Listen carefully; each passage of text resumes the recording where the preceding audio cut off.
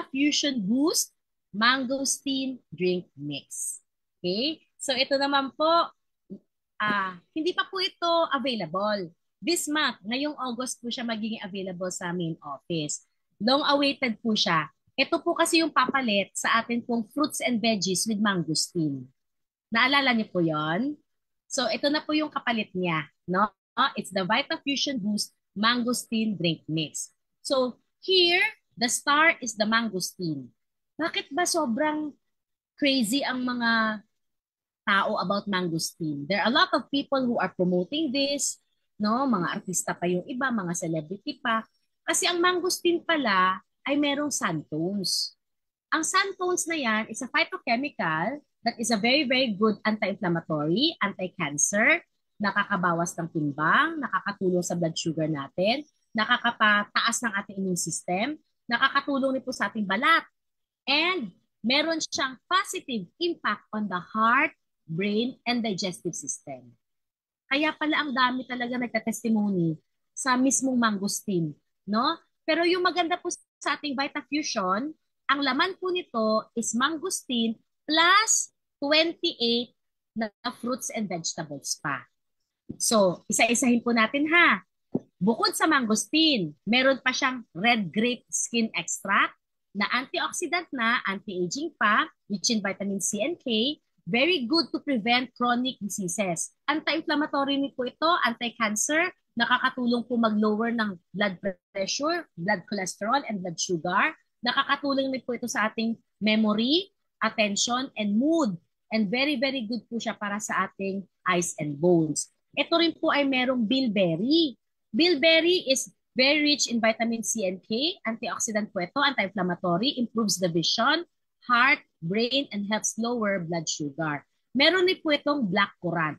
Black currant has 4 times more vitamin C of oranges. May vitamin A rin siya, B and E. Helps lower blood sugar.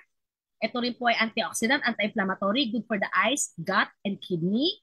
It also normalizes our blood sugar. Maganda rin po ito sa mga may sore throat and sa mga may flu or trangkaso. Next is grapefruit. Ito po ay antioxidant, rich in fiber, nakakatulong po mag-control ng appetite, nakakatulong po sa weight loss. Ito rin po ay nakaka-normal ng blood sugar and helps lessen the risk for kidney stones. Maganda rin po ito dahil meron siyang papaya. Ang papaya po ay very, very good antioxidant, anti-cancer, anti-inflammatory, anti-aging. Maganda para sa ating puso and panunaw. Maganda rin po ito para sa ating skin. Nakakatulong po sa mga taong may dementia at saka may liver diseases. It also has pineapple. No? Na-discuss na natin yan. And then strawberry. So ang strawberry po, rich in vitamin C, antioxidant, anti-cancer, rich in fiber, improves our heart health, and helps lower blood sugar levels. It also has apple. Ang apple po is a very good source for fiber and vitamin C. Ito rin po ay merong tulong sa ating weight loss. Maganda po para sa ating bones, heart, and brain. It also promotes good gut bacteria and lessens the risk for diabetes. Anti-cancer, anti-asthma rin po ito. This also has apricot. So, ang apricot po, maganda para sa ating cholesterol, sa ating blood circulation, digestion, vision, anti-cancer po ito, pampagana ng ating bowel movement, magandang bone para po sa mga may fever, okay, maganda para sa ating puso, pang-control ng ating blood sugar, weight loss, and then anti-asthma, tapos sa mga may liver problems. Ito rin po ay merong cherry. So, it's very rich in vitamin C and potassium, antioxidant siya, anti-inflammatory siya, anti-rheuma, nakakatulong po sa exercise recovery, nakakaganda po ng ating bowel movement, maganda rin po para sa ating puso at sa ating pong pagtulog. Meron rin po itong orange. Ang orange po, very rich in vitamin C and fiber, antioxidant din po ito, good for the heart, and then it also helps with anemia and helps prevent kidney stone formation. Meron rin po itong tomato. Ang tomato po is very rich in lycopene, which is a very good antioxidant and anti-cancer. It's good for the heart and skin. Very good source for vitamin C, K, and potassium. Meron din po itong carrot. Ang carrot po is rich in vitamin A, good for the eyes, anti-cancer, antioxidant, helps in weight loss, and helps lower cholesterol. Meron din po itong grape seed extract. So ito po ay very good antioxidant. Tapos nakakatulong po siya for our cardiovascular health. It improves blood circulation. It is antioxidant and then anti-aging and then very good po for our skin and for wound healing. Ito rin po ay merong green tea na anti-cancer, anti-aging, antioxidant, natural fat burner, good for the heart and brain. Meron rin po itong green cabbage. So, this is very rich in vitamin B, C, and K. Antioxidant po ito, anti-inflammatory, good for the heart, helps improve digestion, helps lower blood pressure and cholesterol. Meron din po itong garlic. Garlic is a very good antioxidant, rich in vitamin C and vitamin B6.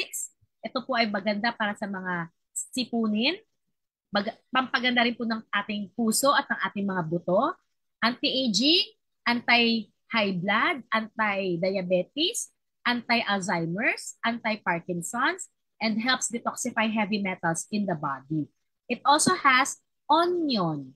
So, ang onion po is rich in vitamin B and C, antioxidant po siya, anti-cancer, anti-inflammatory, antibiotic, good for the heart and bones, helps control blood sugar, and helps in our digestion.